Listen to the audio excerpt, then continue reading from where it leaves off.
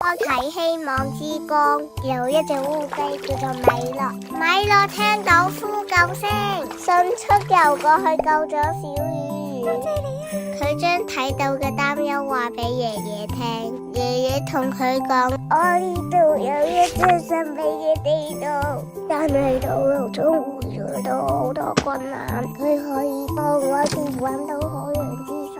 米樂思考住，下定決心踏上旅程。路中佢睇到爬入水中的有害廢物，躲避咗捕撈嘅漁網。喺佢筋疲力盡嘅時候，睇到閃爍嘅燈塔，佢被海浪沖到岸邊。佢醒咗，睜開眼睛睇到小男孩。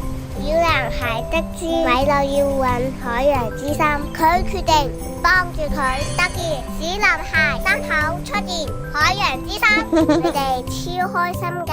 每個人心中都有一顆守護自然嘅種子，當佢被喚醒時，南極發出無限力量。多謝